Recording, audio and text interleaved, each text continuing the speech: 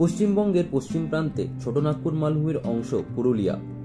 পাহাড়, জঙ্গল, ঝর্ণা, ড্যাম, নদী ও লোক সংস্কৃতি সবকিছু নিয়ে ভ্রমণার্থীদের মনে সর্বদাই রোমাঞ্চের সঞ্চার করে এই পুরুলিয়া।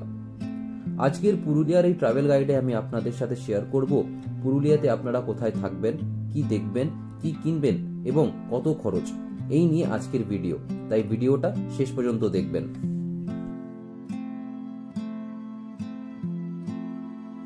আজকের এই ভিডিওতে আমি আপনাদেরকে এক রাত্রি দুদিনে আপনারা পুরুলিয়াতে কি দেখবেন আপনাদেরকে এই ভিডিওর মাধ্যমে তুলে ধরব। পুরুলিয়াতে মূলত রয়েছে 3টি circuit. 1 Ayodhya circuit, 2 Jhalda circuit এবং 3 গড় সার্কিট। আমি এই ভিডিওতে আপনাদেরকে অযোধ্যা সার্কিটের দ্রষ্টব্য স্থানগুলি ঘুরে দেখাবো। চলুন তাহলে বেশি দেরি না করে শুরু করা যাক আজকের ভিডিও। আর হ্যাঁ, যদি ভিডিওটা ভালো লেগে থাকে then please like, comment and subscribe করতে ভুলবেন না। প্রথমেই চলে আসি পুরুলিয়া কখন যাবেন। পুরুলিয়া ঘোরার সেরা সময় হলো নভেম্বর থেকে মার্চ। তবে শীতের মজা নিতে চাইলে ডিসেম্বর থেকে জানুয়ারির সময়টাও বেশ ভালো। পলাশ ফুল দেখতে চাইলে মার্চ মাসে আসতে হবে পুরুলিয়া। বর্ষায় সবুজ পুরুলিয়ার রূপও কিন্তু খুবই সুন্দর। এবার চলে আসি পুরুলিয়া কিভাবে যাবেন। পুরুলিয়া পৌঁছানোর সবচেয়ে ভালো উপায় হলো হাওড়া থেকে রাত 12টা 5-এর 18011 চক্রধরপুর এক্সপ্রেস, যা আপনাদের সকাল 6:30টায় পৌঁছে দেবে পুরুলিয়া। এছাড়াও রয়েছে বেশ কিছু ট্রেন, যেমন বন্দে ভারত এক্সপ্রেস, কবিগুরু এক্সপ্রেস, রূপসী বাংলা এক্সপ্রেস ইত্যাদি। স্লিপারে জনপ্রতি ভাড়া 220 টাকা।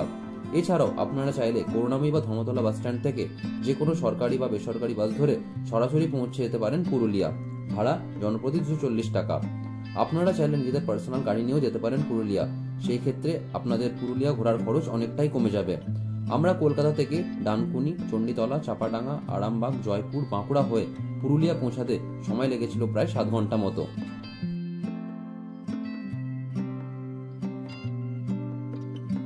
পুরুলিয়াতে থাকবেন কোথায়?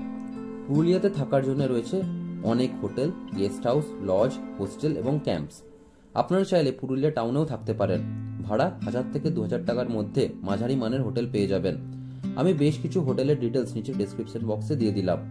এছাড়াও আপনারা চাইলে অযোধ্যা ফুটহিলস বা অযোধ্যা হিল টপের কাছে ক্যাম্পেও থাকতে পারেন। ক্যাম্পে থাকার জনপ্রতি খরচ হলো 1500 টাকা, যার মধ্যে আপনারা পেয়ে যাবেন ব্রেকফাস্ট, লাঞ্চ, বিকেলের স্ন্যাক্সের সাথে চা আর তার সাথে রাতের ডিনার। আমি বেশ কিছু ক্যাম্পের ডিটেলস ডেসক্রিপশন বক্সে দিয়ে দিলাম। তো আমরা এখন ফাইনালি চলে এসেছি আমাদের ক্যাম্পে। আমাদের ক্যাম্পের নাম বাঞ্জারা ক্যাম্প। তো আমরা এটা অনেক আগেই বুক করেছিলাম, আর এখন ডিসেম্বর মাস, তাই মোটামুটি বুকিং সব জায়গাতেই চলছে।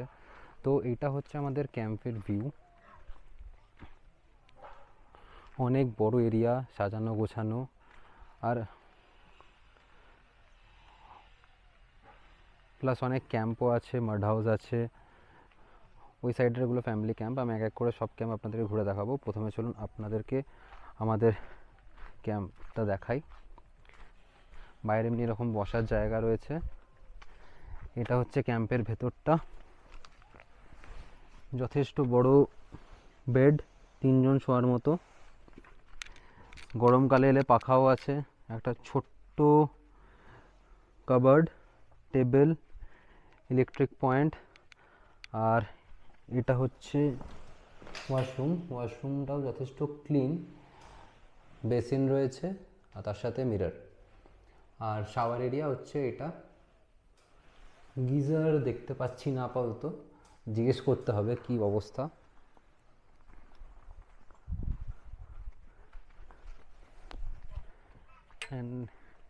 এটা হচ্ছে ভিউ। পাশে এমনি ছোটো ছোটো জানি না কি আছে এখানে, এরকম চাষবাসের করার মতো এরকম জায়গা আছে। তো আমাদের এখানে per day with food means breakfast, lunch and dinner and বিকালে স্ন্যাক্স নিয়ে আমাদের পার হেড পড়েছে 1500 টাকা করে। আর এটা আমরা বুক করেছিলাম মোটামুটি অনেক আগেই, নভেম্বর মাসে বুক করেছিলাম, আর এখন ডিসেম্বর মাস। তো মোটামুটি বুকিং সব জায়গাতেই, সব ক্যাম্পেই মোটামুটি ফুল। এর আগের বারে এসে আমি টং ক্যাম্পে ছিলাম। টং ক্যাম্পের পাশে হচ্ছে সোনকুপি বাঞ্জারা ক্যাম্প। এই হচ্ছে ভিউ আমাদের ক্যাম্প থেকে। থাকা খাওয়া তো হলো, এবার চলুন তাহলে জেনে নিই পুরুলিয়াতে কি কি দেখবেন। সবার প্রথমে দেখে নিন লাহোরিয়া ড্যাম, আর তার ঠিক পাশেই রয়েছে লাহোরিয়া টেম্পল। ওইখান থেকে সরাসরি চলে যান লোয়ার ড্যাম ভিউ পয়েন্টে। এইখানে একদিকে লাহোরিয়া ড্যাম আর আরেকদিকে লোয়ার ড্যামের ভিউটা অপূর্ব। লোয়ার ড্যাম থেকে আমরা আপার ড্যামের দিকে এগিয়ে চললাম। আপার ড্যামটা চারদিকে পাহাড় দিয়ে ঘেরা, একবারে পাহাড়ের উপরে অবস্থিত। আপার ড্যামের একদিকে বিস্তীর্ণ জলরাশি আর একদিকে ঢেউ খেলানো পাহাড় এবং জঙ্গল। আপার ড্যাম দেখে আমরা এগিয়ে চললাম ময়ূর পাহাড়ের দিকে। এই ভিউ পয়েন্ট থেকে জঙ্গল এবং পাহাড় দিয়ে ঘেরা পুরুলিয়াকে দেখতে অসাধারণ লাগে। ময়ূর পাহাড়ে গাড়ি পার্কিং এর সুবিধাও রয়েছে। ওইখান থেকে আমরা সরাসরি চলে গেলাম মার্বেল লেক।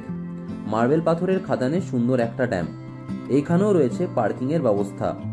মার্বেল লেক দেখে আমরা এগিয়ে চললাম বামনি ফলসের দিকে। অনেকটা সিঁড়ি ভেঙে নামতে হয় বামনি ফলস দেখার জন্য। সিঁড়ি ভেঙে বেশ কিছুটা নিচে নামলেই দেখা যায় মাঝের অংশটা। ফলসের কমপ্লিট ভিউ পাওয়া যায় একবারে নিচের দিক থেকে, কিন্তু সেই পথ আরও অনেকটা নামতে হয়। হাঁটুর সমস্যা বা শ্বাসকষ্টের সমস্যা থাকলে এই পথে না যাওয়াই ভালো। বামনি ফলস দেখে ঘুরে দেখে নিন তুর্গা ফলস। তুর্গা ফলস দেখার জন্য আবার বেশ কিছুটা সিঁড়ি ভেঙে নামতে হয়। তুর্গা ফলস দেখে আমরা রওনা দিয়েছিলাম ক্যাম্পের উদ্দেশ্যে। তো আমরা এখন ফ্রেশ হয়ে গেছি। আমরা এখন যাচ্ছি লাঞ্চ করতে। চলুন আপনাদেরকে লাঞ্চের এরিয়াটা দেখাই।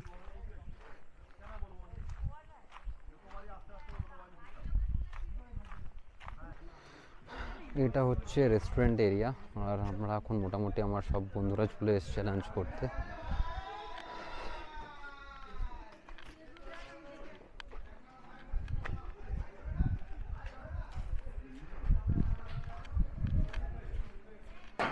ভাই কি কি দিয়েছে একটুখানি বল।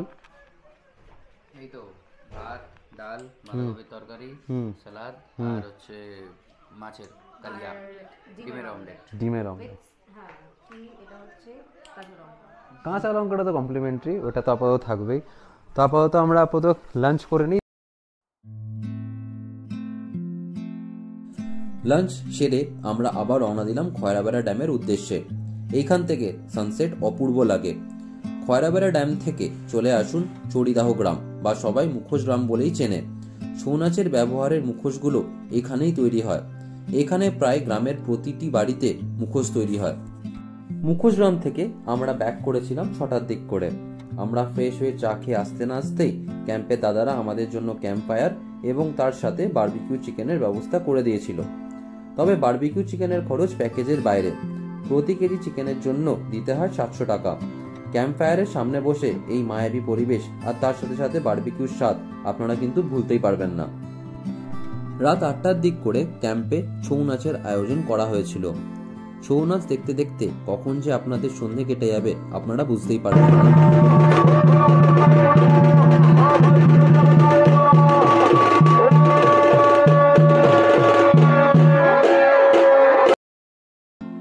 পরের দিন সকালে আমরা ব্রেকফাস্ট করে আবার রওনা দিয়েছিলাম কলকাতার উদ্দেশ্যে। আমাদের কলকাতা ঢুকতে প্রায় বিকেল হয়ে গেছিল। পুরুলিয়া থেকে ফেরার সবচেয়ে ভালো ট্রেন হলো সকাল 7:10 বন্দে ভারত এক্সপ্রেস বা সকাল 5:30 পুরুলিয়া হাওড়া সুপারফাস্ট এক্সপ্রেস। এবার চলে আসি পুরুলিয়াতে কি কিনবেন। পুরুলিয়া এলে চড়িদা গ্রাম থেকে ঘর সাজানোর জন্য বা কাউকে গিফট করার জন্য মুখোশ কিনতে পারেন। চলুন তাহলে জেনে নিই পুরুলিয়া ঘোরার খরচ কত। পুরুলিয়া ভ্রমণের মেন খরচটা নির্ভর করে গাড়ি ভাড়ার ওপর। পুরুলিয়ায় গাড়ি ভাড়াটা শেয়ার হয়ে গেলে ট্রিপের খরচটা অনেকটাই কমে যায়। তাই চেষ্টা করবেন 4, 6, 10 জনের গ্রুপ বানিয়ে যেতে। এইখানে গাড়ি ভাড়া পার ডে 3000 থেকে 4000 টাকা, হোটেলের অ্যাভারেজ ভাড়া 1500 টাকা, আর একবেলার খাওয়ার খরচ 100 থেকে 150 টাকা। আর যদি ক্যাম্পে থাকেন দেন জনপ্রতি 1500 টাকা। এই হিসাবে এক রাত্রি 2 দিনে পুরুলিয়া ভ্রমণের অ্যাভারেজ কস্ট জনপ্রতি 2,500 থেকে 3,000 টাকা, যদি 6 জনের একটা গ্রুপ হয়। আর হ্যাঁ, পুরুলিয়াতে কিছু কিছু জায়গায় নেটওয়ার্কের সমস্যা রয়েছে। যদি আপনারা সেলফ ড্রাইভ করছেন তাহলে অবশ্যই অফলাইন ম্যাপটা ডাউনলোড করতে ভুলবেন না। আজ তাহলে এই পর্যন্তই। খুব শিগগিরই দেখা হবে নতুন জায়গার নতুন ভিডিও নিয়ে। আর যদি আজকের ভিডিওটা ভালো লাগে then please do like, comment and subscribe, আর শেয়ার করে দিন আপনাদের ফ্রেন্ডস অ্যান্ড ফ্যামিলিদের সাথে। Thanks for watching. দেখা হবে খুব শিগগিরই। আর সবাইকে হ্যাপি নিউ ইয়ার।